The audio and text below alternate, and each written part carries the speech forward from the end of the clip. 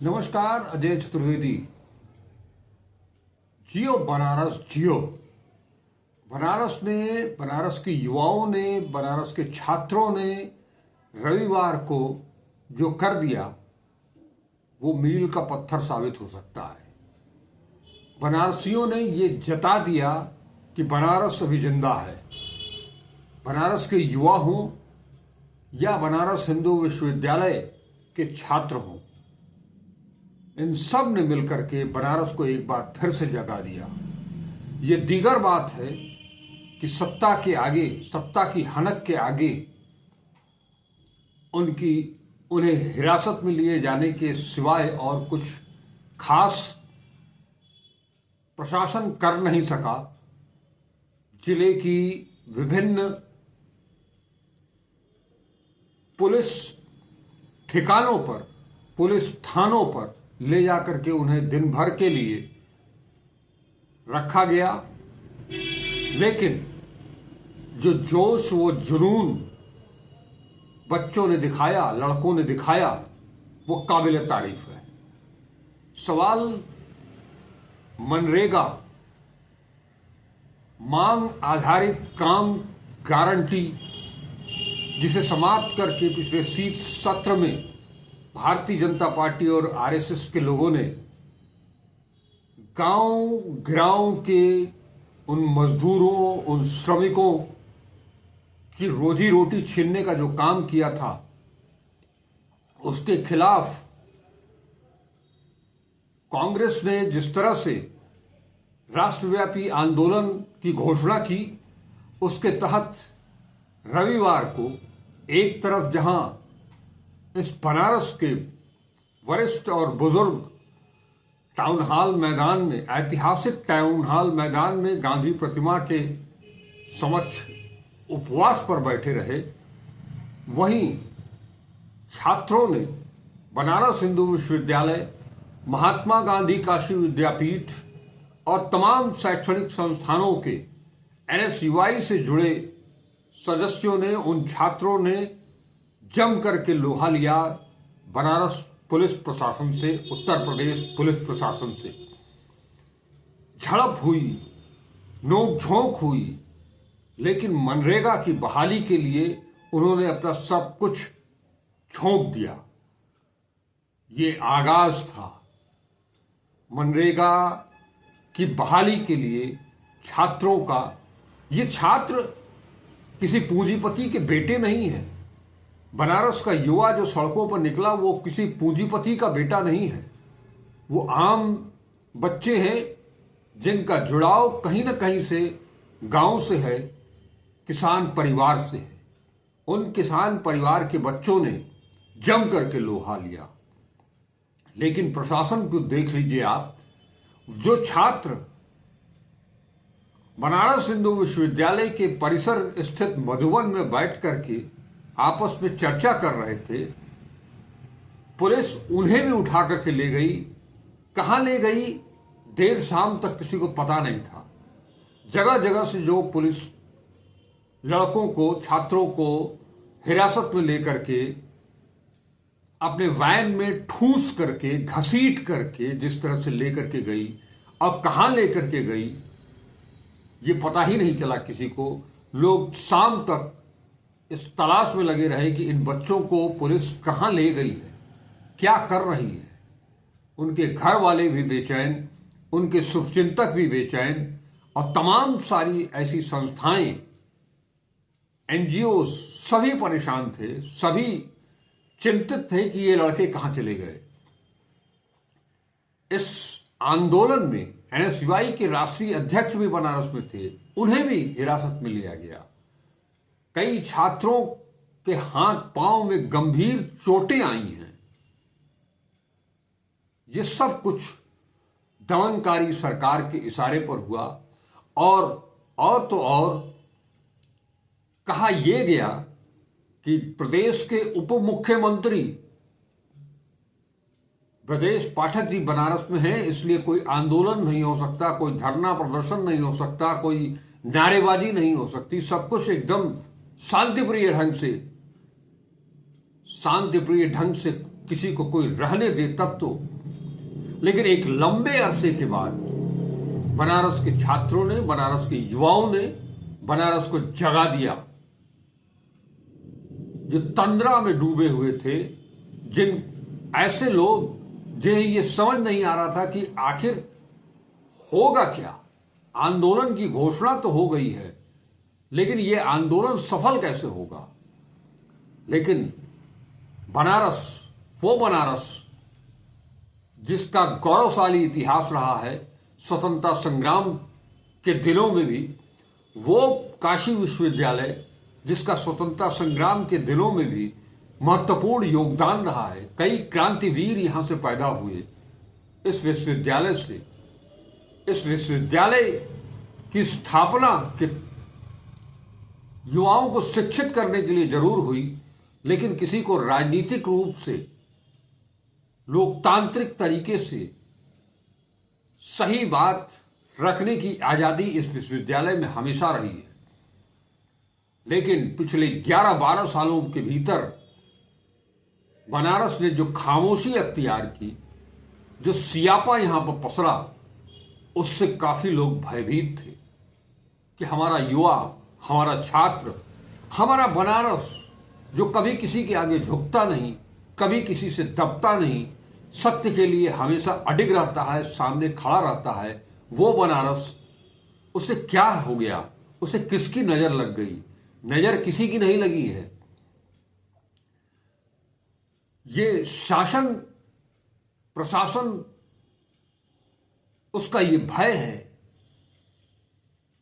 सड़कों पर जनता नहीं दिखाई देनी चाहिए, इसलिए उनको नेता हो, उनके अनुयायी हो, प्रशंसक हो, उन्हें घरों में नजरबंद कर लिया जाएगा। एक नया प्रचलन चला है। कोई वीआईपी इस शहर में आएगा, विपक्ष के जितने नेता हैं उन सबको घरों में नजरबंद कर दिया जाता है। बावजूद इसके, नजरबंदी के बावजूद जैसे तैसे करके लोग बाहर निकले, वो चाहे जवान हो, चाहे वो प्रौढ़ हो, चाहे वो बच्चे हो, बुजुर्ग हो। कोई उपवास में शामिल हुआ, सत्याग्रह, जो महात्मा गांधी का दिया हुआ एक आंदोलन का तरीका है, सत्याग्रह, उपवास।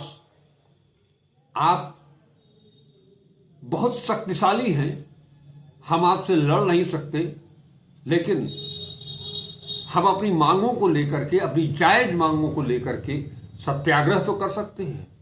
तो कांग्रेस सत्याग्रह पर लौटी।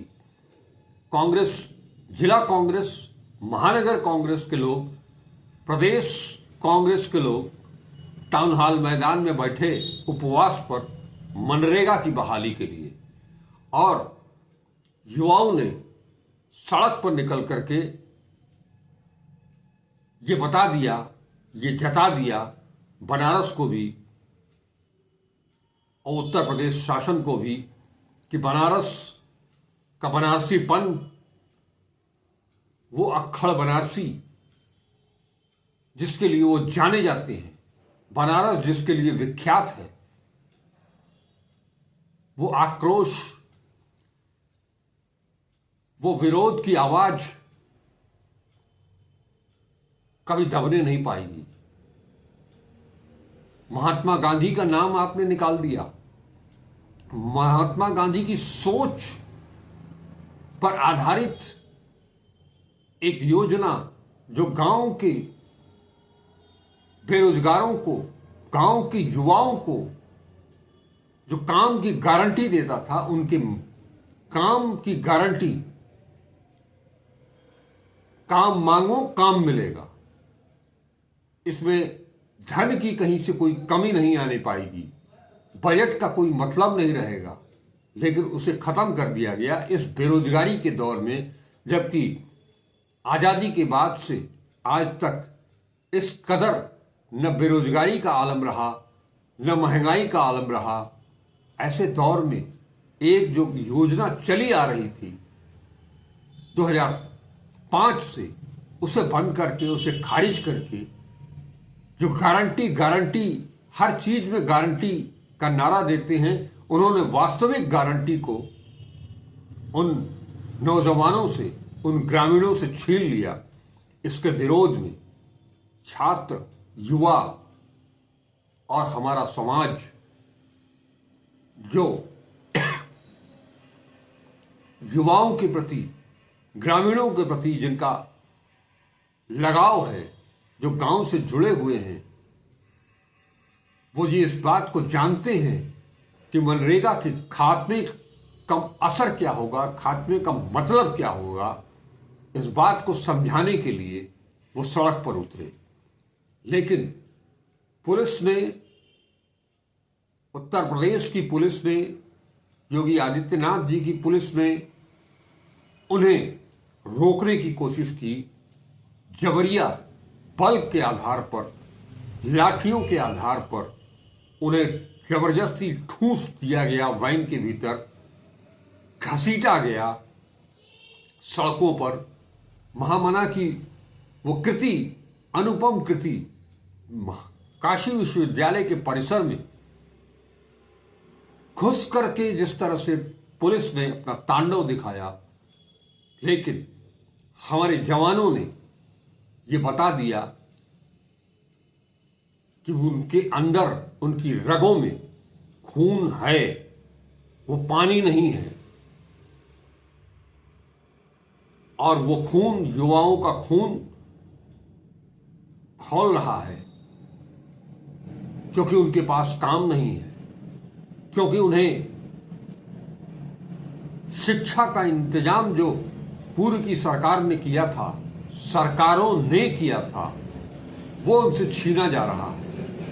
काम उनसे छीना जा रहा है, पढ़ाई उनसे छीनी जा रही है, जो शिक्षा दी जा रही है उस पर भी जो है वो एक खास वैचारिकी का ठप्पा लगा हुआ है। इन सब चीज से आगे जा करके आखिर वो सड़क पर निकले। कह सकते हैं आप कि आगाज अगर इतना शानदार रहा तो इसका अंजाम क्या होगा। ये बात बनारस की जमीने, सरजमी ने रविवार को ये बता दिया, ये दिखा दिया। उनकी आवाज नक्कारे में तूती की तरह नहीं रही, वो आवाज बनारस से उठी और दिल्ली तक गई है। और ये तो अभी शुरुआत है, ये तो अभी अंगड़ाई है।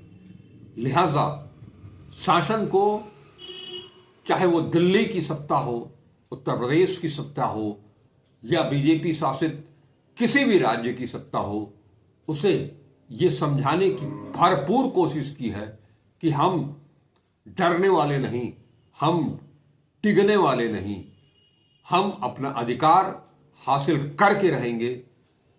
सामने जो भी आए उससे टकराने के लिए, उसे जवाब देने के लिए बनारस का नौजवान तैयार है। बनारस से ये जो आवाज गई है, बनारस के युवाओं ने, छात्रों ने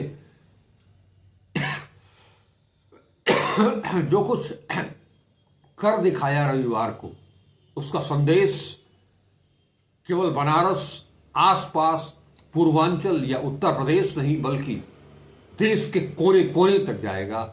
और निश्चित तौर पर मनरेगा की बहाली ठीक उसी तरह से होगी जैसे किसानों के कृषि नीति को वापस लिया गया, उन काले कानूनों को वापस लिया गया, वैसे ही विकसित भारत, जय राम जी को भी वापस लेना ही पड़ेगा। ये बनारस के युवाओं ने, बनारस के छात्रों ने वो कर दिखाया है। आप ये कड़ी जो शुरू हुई है रविवार से, वो थमने वाली नहीं है। वो अनंत, जब तक मनरेगा की बहाली नहीं होती है तब तक ये युवा, ये छात्र और ये बनारस चुप नहीं रहने वाला है। जाबाज बनारस,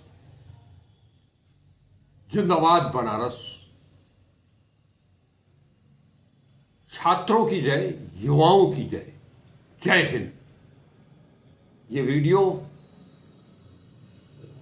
ज्यादा से ज्यादा लोगों तक पहुंचाएं इसे लाइक करें, शेयर करें और चैनल को सब्सक्राइब नहीं किया है तो इसे सब्सक्राइब जरूर करें। इसके साथ ही आज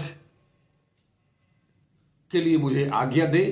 मैं फिर इस तरह की हर उस लड़ाई को आपके सामने लेकर के आता रहूंगा। नमस्कार, अजय चतुर्वेदी।